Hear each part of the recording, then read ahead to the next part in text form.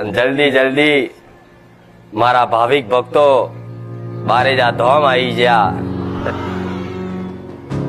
કોઈ મારું પ્રવચન સાંભળવા આયા, કોઈ મન જોવા આયા, કોઈ રવિવાર ભરવા આયા, કોઈ કોઈની જોડે આયા, કોઈ કોઈની ગાડીમાં આયા, કોઈ કોઈની રિક્ષામાં આયા, કોઈ કોઈની મોટરસાયકલમાં આયા, કોઈ ચાલતા આયા, કોઈ 5 રવિવાર થી આયા, કોઈ 11 રવિવાર થી, કોઈ 25 રવિવાર, કોઈ 40 રવિવાર, કોઈ 60 રવિવાર, કોઈ 100 રવિવાર, અને કઈક ભાવિક હોય તો રવિવારે નહીં ગણે આવા મારા ભક્તો બેઠા છે.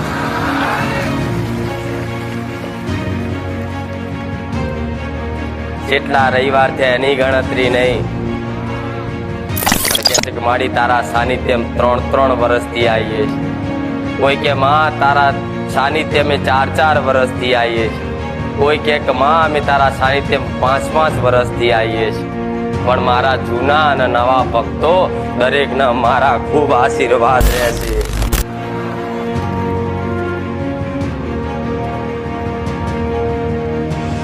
રવિવારનો દિવસ એટલે તો હોના જેવો દિવસ, હોના કરતાય મોંઘો દાડો લાગે. બધો કામ ધંધો મૂકી, બધી સંસારની બધી મોહ માયા મૂકી, ગમે તેવા બધા સંબંધ મૂકી અને તમારું ઘર એકલું મૂકીને કદાચ મારા સાનિધ્યમાં આવો છો ને તો દરેકની સંભાળ રાખીશું. બહુ સરસ.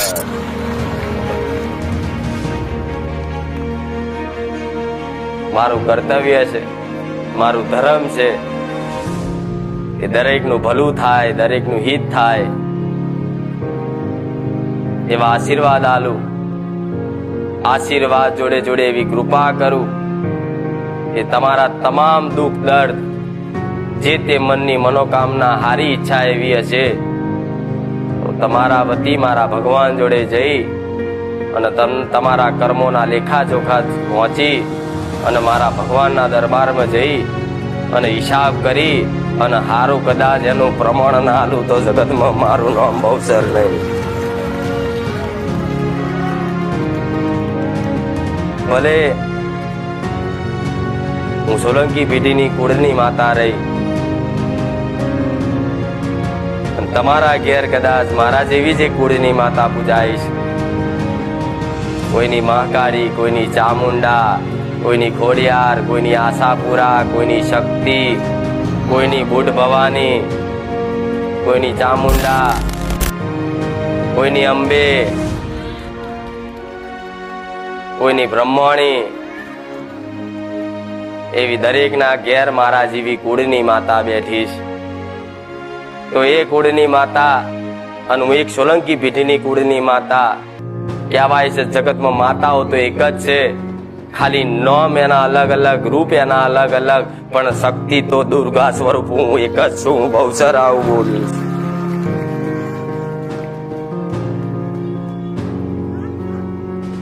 શક્તિ એક છું, મારા રૂપ અનેક, મારા નામ અનેક. જેવા જેવા પરચા આલ્યા, જેવા જેવા રાક્ષસોને હણ્યા, જેવા જેવા કોમ કર્યા, એ પ્રમાણ મારું જગતમાં મારા ભક્તોએ નામ આલ્યું. જેમ ચંડમુંડ ન માર્યો તો ચામુંડા આલ્યું, એ રીતે અલગ અલગ દેવી શક્તિએ ધરતી પર ભક્તોને એક તારવા માટે રાક્ષસોને હણ્યા, રાક્ષસોનો નાશ કર્યો, તમારા દુઃખ દર્દ દૂર કર્યા. પણ જેણે જેવી માતા એક પરચા આલ્યા છે ને એ પ્રમાણે એના નામ પડ્યા હશે. પણ શક્તિ જગતમાં એક જ છે, એટલું મગજમાં ફીટ કરી લેજો કે માં તું બહુચર અને અમારી ચામુંડ માતા એક જ છે, કોઈ વાત જુદી બનતી નથી. ખાલી ભેદ એટલો જ છે કે તમારા ઘેર અલગ દીવો થાય છે અને મારી વસ્તીના ઘેર એક અલગ દીવો થાય છે.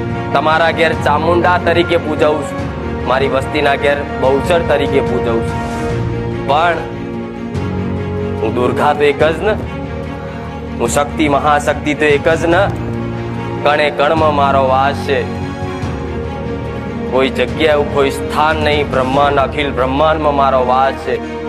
જો પોકારો ન તો આદ્ય શક્તિ હું સ્વરૂપ હું બહુચર હાજર થઉં.